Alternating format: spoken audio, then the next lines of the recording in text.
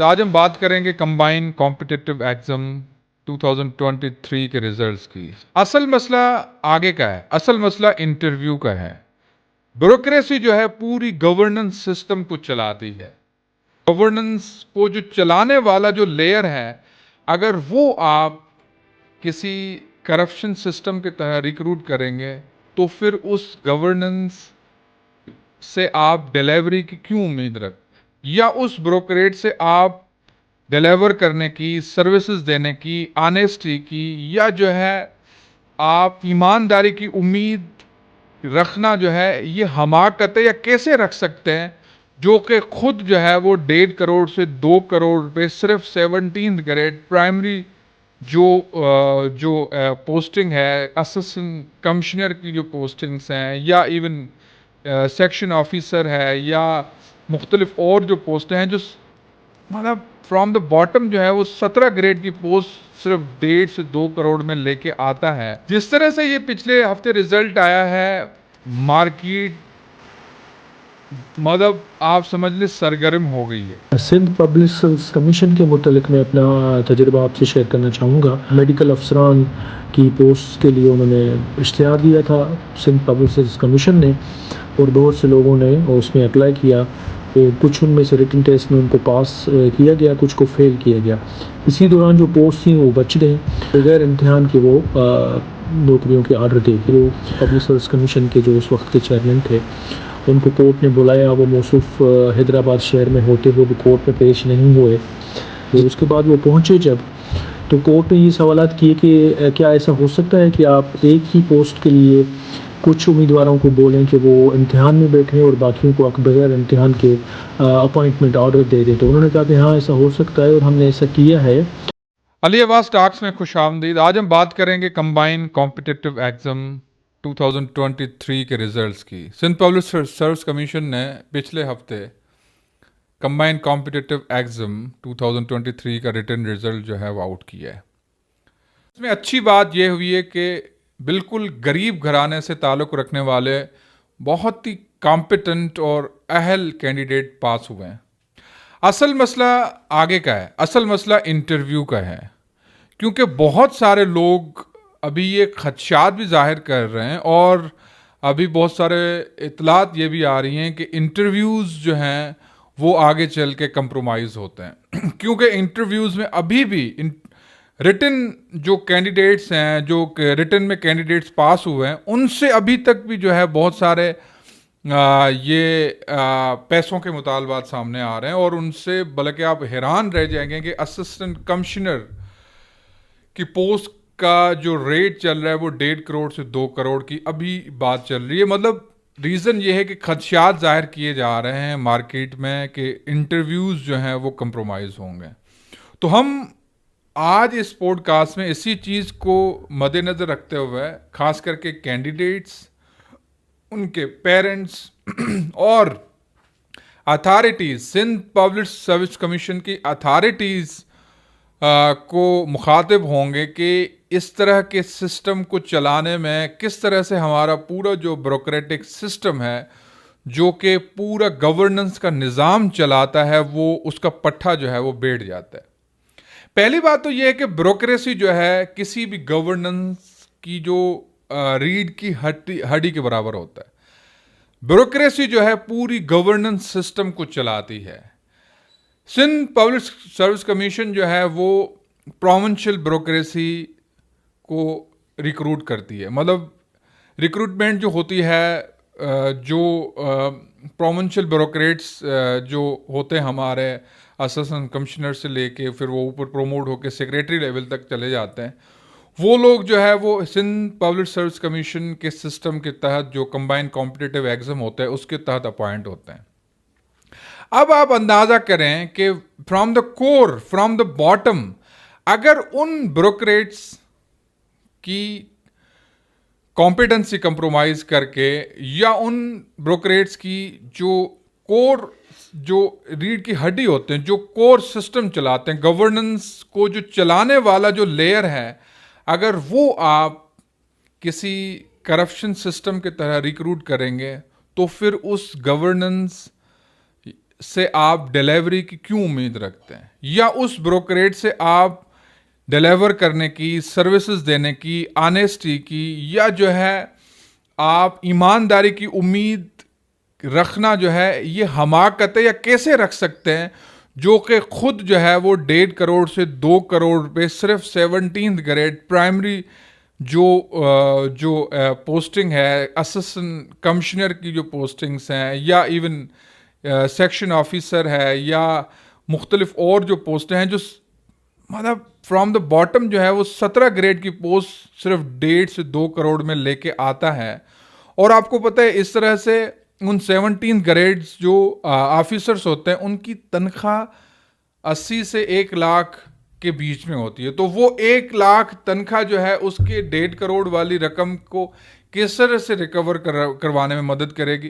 तो आपको अंदाज़ा कर लें कि फिर वो किस तरह के जो है वो तरीके अख्तियार करता है, और फिर एज अ रिज़ल्ट हमारा पूरा जो गवर्नेंस का निज़ाम है वो पूरा बैठ जाता है, और वो उनकी डिलीवरी जो है, उनका डिलीवर करना, पब्लिक सर्विसेज देना, वो कंप्रोमाइज़ हो जाती हैं।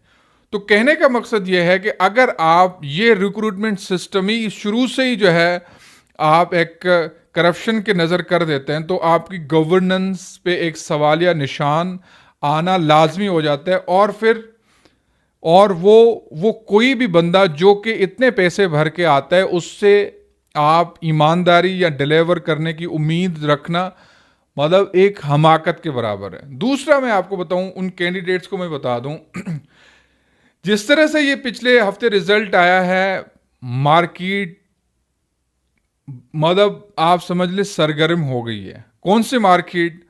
मुख्तलिफ तरह के लोग, एक पॉलिटिकल हाउसेस के लोग, एक सिंध पब्लिक सर्विस कमीशन के अंदर जो बैठे लोग हैं, और मेंबर्स जो कमीशन के मेंबर्स हैं उनसे जुड़े लोग, और फिर इवन कुछ और अथॉरिटीज़ के लोग। मतलब आपको मेजर जो वो हैं वो एक तो पॉलिटिकल हाउसेस की लिस्टें जो है वो अलग बनना शुरू हो जाती हैं इसमें, और सिंध पब्लिक सर्विस कमीशन के अंदर बैठे लोग जो हैं फिर वो उस तरह से जो है अलग तरीके से सरगर्म हो जाते हैं। और इसी वजह से मैं आपको बताऊं, अगर ये जो पैसे देने वाला निज़ाम है इसमें 90 से 95% जो है लोग धोखा खाते हैं। आप अंदाज़ा करें कि एक आपको किसी भी तरह के पॉलिटिकल हाउस की एफिलिएशन, या किसी सिंध पब्लिक सर्विस कमीशन के मेंबर से, या किसी हाई अथॉरिटी पे बैठे बंदे से रिश्ता जोड़ के, या किसी भी तरह से झूठी यकीन दहानी दिला के आपको पैसे 1.5 करोड़ रुपये जो है आपको टोपी पहना जाता है। तो आप अंदाज़ा करें अगर वो बंदा 10 लोगों को इस तरह का धोखा देने में कामयाब हो जाता है, तो आप अंदाज़ा करें वो 10 से 12 करोड़ का अमाउंट वो जो है अपने हाथ ले लेते। और इस तरह से बहुत सारे ग्रुप्स, बहुत सारे लोग जो है वो सरगर्म हैं। तो जो लोग बेचारे इस तरह का रास्ता भी अख्तियार करने का भी सोचते हैं, तो वो 1000 दफ़ा जो है सोचें कि ये आपके साथ 90-95% धोखा भी हो सकता है। और अच्छा, इस धोखे का नेचुरल होना इसलिए भी है क्योंकि इस सारे प्रोसेस में पीछे बहुत सारे स्टेक होल्डर्स होते हैं, और लिस्टें जो हैं हर जगह पे अलग अलग बनती हैं। फिर अगर किसी का हाथ बहुत तगड़ा हो और किसी की ज़मानत और स्पॉन्सरशिप बहुत हाई अथॉरिटी से आती हो, तो वो जाके चंद या किसी बड़े पॉलिटिकल हाउस नहीं बल्कि जो है वो जो मेन कोर जो सिंध गवर्नमेंट की लीडरशिप है या सिंध मिनिस्ट्रियल लेवल की गारंटी हो, तब जाके वो लोग जो है वो मतलब कामयाब होते हैं इवन इस धंधे वाले सिस्टम में भी। वरना 95% लोगों के जो है वो पैसे जो है वो डूब जाते हैं। अब आते हैं जो लोग ये सोचते हैं कि इस तरह का निज़ाम जो है मुझे इस तरह के पैसे देके वो आगे जाके किस तरह से जो है वो एक अपने आप को आग में डाल देते हैं। वो मिसाल के तौर पर अगर कैंडिडेट कोई भी 17 ग्रेड की जो है असिस्टेंट कमिश्नरशिप वो पैसे पे लेके जो है पैसे पे जो है वो पैसे दे के लेके आता है, तो उसको ये सोचना चाहिए कि ये पुराना ज़माना नहीं है ब्रोक्रेसी का। अभी आपको देखें, आप एक छोटी सी तहसील में जाके असिस्टेंट कमिश्नर लगते हैं तो आपको जो पहला सामना होता है वो वहाँ के पॉलिटिकल हाउस का होता है। कॉन्स्टिट्यूंसी में सबसे ज़्यादा जो वहाँ इलेक्टेबल्स हैं उनके आपको जाके पाँव जो है पकड़ने होते हैं। अब ये सिस्टम चल रहा है पूरी सिंध में। फिर जब आप कॉन्स्टिट्यूंसी के इलेक्टेबल को राज़ी कर देते हैं तो फिर उसके बाद जो पार्टी की जो बॉडी होती है उस डिस्ट्रिक्ट में वो आपसे अलग हिस्सा मांगती है। और फिर दूसरा जो है आपको उसी पार्टी हो या कोई पॉलिटिकल अगर वहाँ पे सिस्टम है तो उनके लीडरशिप को आपको अलग जवाबदेह होना पड़ता है फॉर द पोस्टिंग और फॉर जितना भी आपको वहाँ पे सिस्टम मिलता है जिससे आप इंस्पायर होके आप कहते हैं कि ये तो हमारे एक महीने का जो है वो गेम है। लेकिन आपको ये नज़र रखना होगा, ये मैं सिर्फ आपको पॉलिटिकल साइड बता रहा हूँ, वहाँ की कॉन्स्टिट्यूंसी का इलेक्टेबल, फिर आपकी वहाँ की डिस्ट्रिक्ट की जो पॉलिटिकल पार्टी की बॉडी है, फिर आपको जो है उसी पार्टी का जिसकी गवर्नमेंट है उसी पार्टी की लीडरशिप को जवाबदेह होना।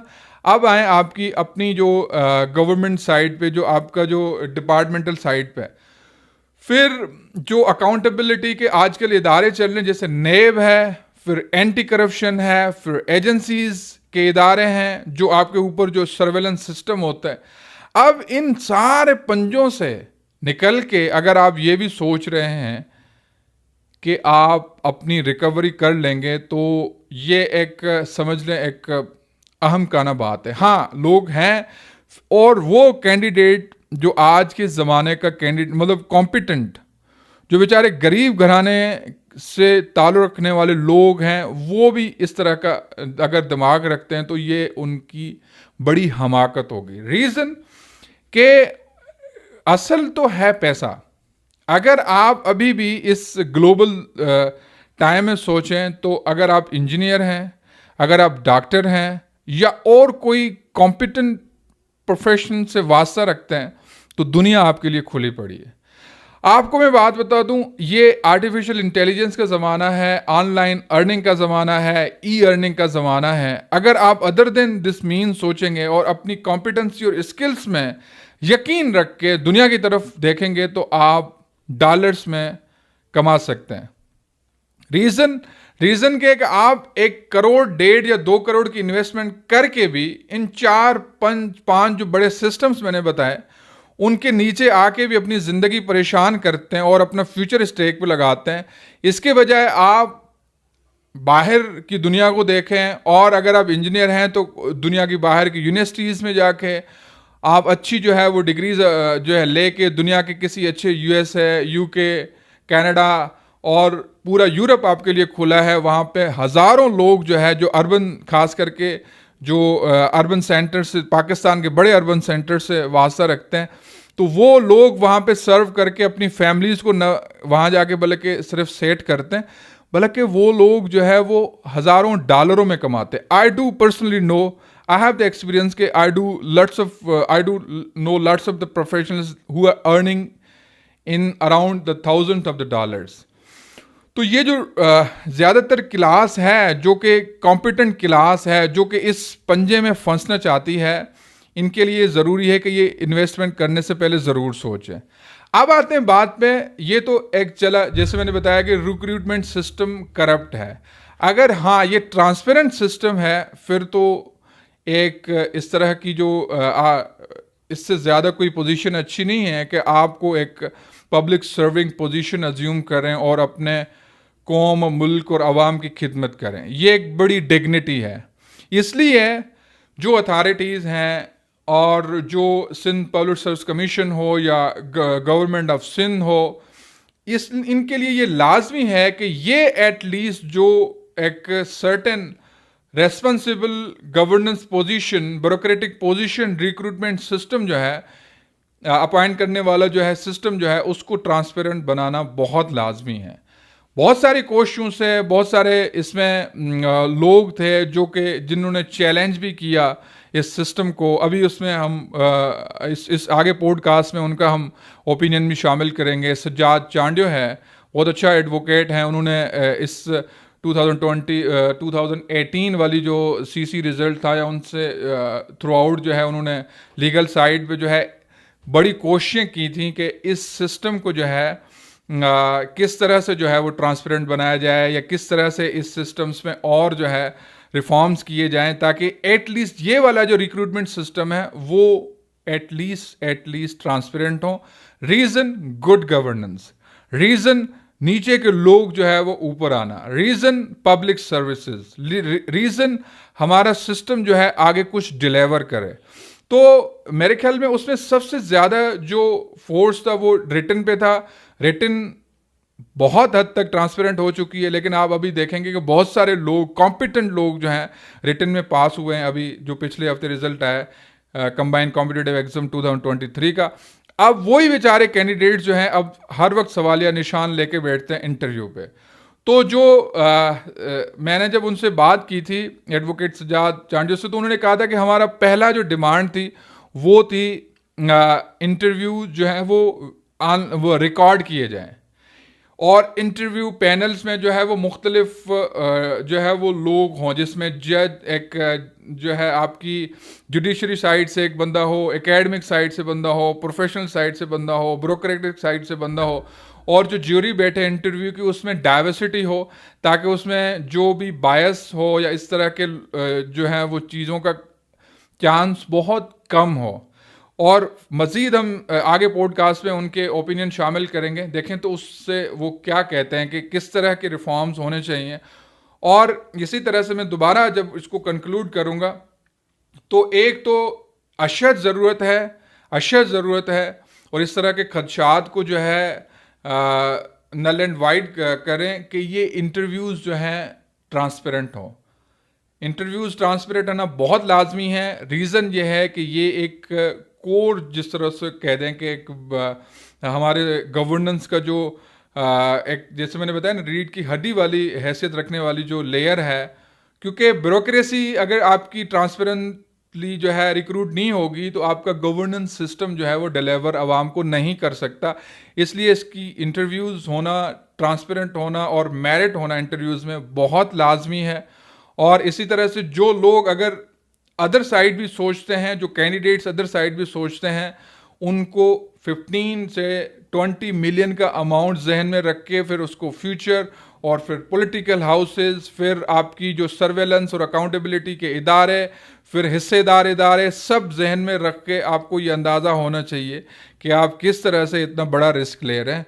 और लेकिन सबसे अहम बात यह है, और ये कैंडिडेट्स की तरफ से भी एक मुतालबा आना चाहिए, या इवन जो हमारा जो एक अवेयर जो क्लास है हमारी सिविल सोसाइटी की, या कुछ जो पॉलिटिकल पार्टीज़ ऑलरेडी काम कर चुकी हैं, इस पर सेशंस भी हो चुके हैं, उनकी तरफ से भी ये मुतालबा आना चाहिए कि कंबाइंड कॉम्पिटिटिव एग्ज़ाम 2023 के जो इंटरव्यूज़ हैं वो एक तो बिल्कुल शफाफ होने चाहिए, और दूसरा ये है कि आगे जो मुतालबात इस जो स्टेप्स हम इन इंटरव्यूज़ को ट्रांसपेरेंट बनाने के लिए कर सकते हैं, जो फर्स्ट एंड फॉरमोस्ट स्टेप है वो है इंटरव्यूज़ को रिकॉर्ड करें, ताकि फिर और उनको फिर SPSC की वेबसाइट पे अपलोड करें ताकि वो कैंडिडेट्स अपना इंटरव्यू सुन सकें और अगर उसमें कुछ भी होता है तो वो आगे चैलेंज कर सकें। Thank you. मेरा नाम है सजाद अहमद चांडियो, मैं सुप्रीम कोर्ट का वकील हूँ। सिंध पब्लिक सर्विस कमीशन के मुतल्लिक मैं अपना तजुर्बा आपसे शेयर करना चाहूँगा। 2019 में मेरे पास एक केस आया और उस केस के जो मामला थे वो यूँ थे कि मेडिकल अफसरान की पोस्ट के लिए उन्होंने इश्तिहार दिया था सिंध पब्लिक सर्विस कमीशन ने, और बहुत से लोगों ने उसमें अप्लाई किया और कुछ उनमें से रिटन टेस्ट में उनको पास किया गया, कुछ को फेल किया गया। इसी दौरान जो पोस्ट थी वो बच गई, तो उन्होंने दोबारा इश्तिहार देके फिर उन लोगों को जो पहले इम्तिहान में फेल हुए थे, नापास हुए थे, उनको फिर उन्होंने बगैर इम्तिहान के वो नौकरियों के आर्डर दे दिए।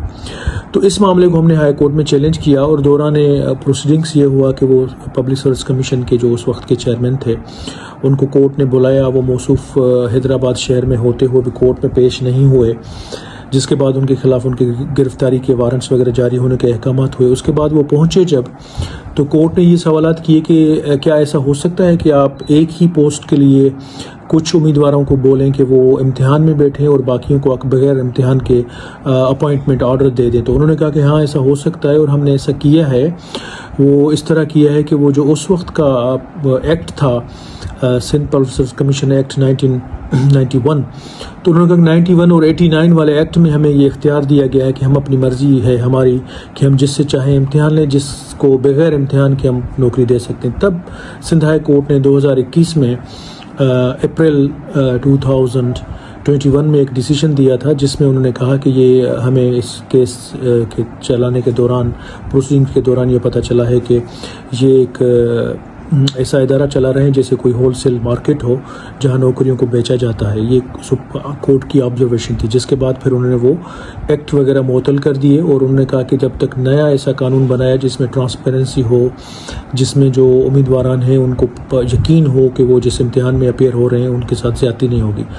तो फिर ये कुछ अर्से तक इदारा बंद रहा क्योंकि वो कानून साजी करने में देर कर दी थी सिंध हुकूमत ने, और फिर मेरे ख्याल में अंदाज़न 1 साल के बाद वो इदारा दोबारा नई कानून साजी के बाद नया एक्ट बना, नए रूल्स बने, उसके बाद ये दोबारा रीओपन किया गया। उसके बावजूद कि ये इदारा 1 बरस तक अपनी इन कारसानियों की वजह से बंद था, इदारा जब शुरू हुआ तो फिर वही आपके इल्म में है कि वही तरीक़ेकार है कि करप्शन होती है।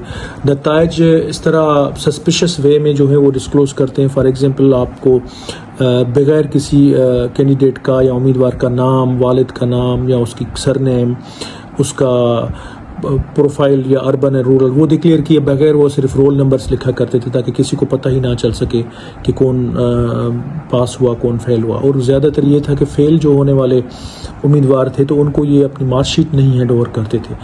फिर दोबारा 2023 और 24 में ऐसे मामलात हुए। 24 में हमें एक केस मिला दोबारा म्यूनसिपल अफसरान की जो मुकर्रियाँ थी, जो पूरी सिंध में ये शोर मच रहा था कि वो कम से कम 1 करोड़ से लेकर 1.25 करोड़ तक बेची गई हैं और इस किस्म के बहुत से शवाहिद भी मौजूद थे। फिर हमने वो चैलेंज किया उनकी अपॉइंटमेंट रिक्रूटमेंट वाला जो प्रोसेस था सिंध हाई कोर्ट में। उसी ऑर्डर में भी सिंध हाई कोर्ट ने ये ऑब्जर्वेशन दी कि ये जो करप्शन हो रहा है वो वाज़ेह है और बहुत से ऐसे लोगों के नाम उस ऑर्डर में लिखे हुए हैं जो बहुत से सियासी घरानों से जिनका ताल्लुक़ था और जिनकी क्वालिफ़िकेशन इतनी ज़्यादा अच्छी नहीं थी। और फिर उस ऑर्डर में सिंध हाई कोर्ट ने यह भी अहकाम दिए कि आइंदा जो भी इम्तिहान होगा पब्लिक सर्विस कमीशन का, वो उसकी इंटरव्यूज़ की रिकॉर्डिंग्स होनी चाहिए और मुयसर हों। और इंटरव्यू की रिकॉर्डिंग ऐसे जैसे कोई भी कैंडिडेट अगर चाहे आपको फ़ीस जमा कराए तो आप उसको यूएसपी में वो रिकॉर्डिंग दिखा दें जैसे मार्कशीट रिलीज़ होती है। तो ये अहकाम थे। उसके बाद सिंध हुकूमत ने भी उस ऑर्डर को चैलेंज किया और दीगर हमने भी चैलेंज किया, वो भी सुप्रीम कोर्ट में लिटिगेशन पेंडिंग है। मेरी तजवीज़ें अगर आप मुझसे मांगेंगे तो मैं तजवीज़ ये करूँगा कि रिटन जो एग्ज़ाम है उसको ट्रांसपेरेंट बनाने के लिए ये ज़रूरी है कि वो जल्द से जल्द जो स्क्रीनिंग टेस्ट होता है उसका उसी दिन कुछ चंद घंटों के अंदर ही उसका जो नतीजा है वो वाज़े होना चाहिए और वो डिस्प्ले कर दिया जाए पब्लिकली। और जो दूसरी बातें अभी तक भी अब तो मार्कशीट वगैरह हमारे उस लिटिगेशन के बाद ये दुरुस्त की ज़रूर हुई है कि अब आपको मार्कशीट रिटन एग्ज़ाम की और मार्क्स जो है वाईवास के वो ज़ाहिर होते हैं। अभी जो कार्रवाई ज़्यादातर जिसकी कंप्लेन है वो ये कार्रवाई है कि वो रिटन एग्ज़ाम्स से ज़्यादा जो इंटरव्यूज़ होते हैं उसमें वो कार्रवाई होती है, इंटरव्यू रिकॉर्डिंग भी नहीं हो रहे। और जिन उम्मीदवारों के मार्क्स जो हैं वो रिटन एग्ज़ाम्स में कम हैं लेकिन वो इंटरव्यू में उसके दुगनी और तिगनी मार्क्स आ जाते हैं। सब कुछ बंदों को तो 100 तक मार्क्स पूरे के पूरे दिए गए हैं। तो ये मामला है दुरुस्तगी इस तरह होनी चाहिए कि वो रिकॉर्डिंग होनी चाहिए इंटरव्यूज़ की। और इतना बड़ा इदारा है जिसमें वो रिक्रूटमेंट प्रोसेस के दौरान भी उनको काफ़ी सारी लाखों और करोड़ों रुपीस की फ़ीस मिलती है, तो दे कैन मैनेज इट कि इंटरव्यू की जो भी रिकॉर्डिंग है वो रिकॉर्डिंग होनी चाहिए और वो कम से कम 2 से 3 बरस तक या कम से कम 1 बरस तक तो रखनी चाहिए। जब तक वो कोई उसको चैलेंज करे तो उसको वो कॉपी वगैरह उसकी फराहम की जाए जो भी रिकॉर्डिंग्स है। तो इस तरह थोड़ी सी ट्रांसपेरेंसी इसमें लाई जा सकती है। और दूसरा मामला ये है कि जो मेंबरान बनते हैं उनकी कोई सियासी वाबस्तगी नहीं होनी चाहिए और वो मेरिट पे अपॉइंट होने चाहिए जिनकी इतनी एकेडमिक बैकग्राउंड हो या प्रोफेशनल बैकग्राउंड हो ताकि वो अच्छी तरह से काम कर सकें। अगर पॉलिटिकल हाउसेस के लोग अपॉइंट किए जाएंगे तो इसी तरह होगा जो अभी आप लोग देख रहे हैं जो कार्रवाई हो रही हैं। So these are my suggestions.